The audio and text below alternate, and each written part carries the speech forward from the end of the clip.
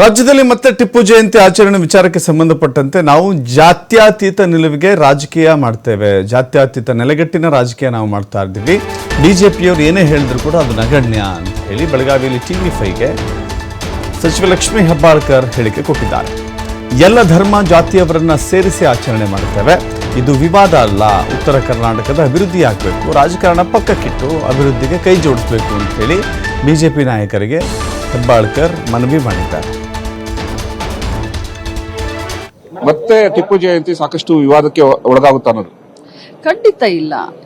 ನಾವು ಯಾವತ್ತಿದ್ರೂ ಕಾಂಗ್ರೆಸ್ ಪಕ್ಷ ಆಗಿರ್ಬೋದು, ನಮ್ಮ ಸರ್ಕಾರ ಆಗಿರ್ಬೋದು, ಜಾತ್ಯತೀತ ನಿಲುವಿನ ಮೇಲೆ ನಾವು ರಾಜಕೀಯ ಮಾಡ್ತೀವಿ. ಧರ್ಮದಿಂದ ರಾಜಕಾರಣ ಮಾಡ್ತೀವಿ, ಧರ್ಮದಲ್ಲಿ ರಾಜಕಾರಣ ಮಾಡೋದಿಲ್ಲ. ನಾವು ಬಿಜೆಪಿಯವರು ಏನು ಹೇಳ್ತಾರೆ ಏನು ಬಿಡ್ತಾರೆ ಅನ್ನೋದು ನಮಗೆ ನಗಣ್ಯ.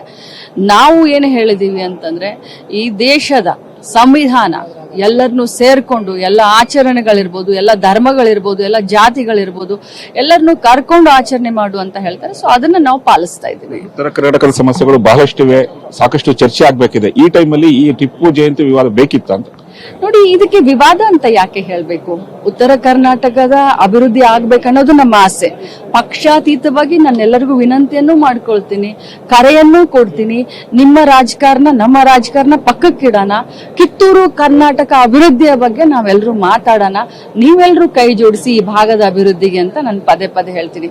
ಈಗ ಟಿಪ್ಪು ಅವರ ಜಯಂತಿ ಇರಬಹುದು, ಬಸವಣ್ಣನವರ ಜಯಂತಿ ಇರಬಹುದು, ಶಿವಾಜಿ ಮಹಾರಾಜರ ಜಯಂತಿ ಇರಬಹುದು, ಅಥವಾ ಕಿತ್ತೂರು ರಾಣಿ ಚೆನ್ನಮ್ಮನ ಜಯಂತಿ ಇರಬಹುದು, ಸಂಗೊಳ್ಳಿ ರಾಯಣ್ಣನ ಜಯಂತಿ ಇರ್ಬೋದು. ನಮ್ಮ ರಾಜ್ಯ ಕಂಡ, ದೇಶ ಕಂಡ ಮಹಾನ್ ಪುರುಷರು, ಮಹಾನ್ ನಾಯಕಿಯರು.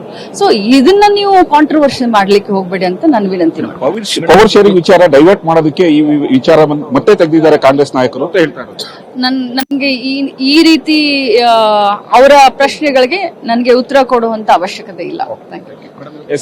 ಇದಿಷ್ಟು ಸಚಿವ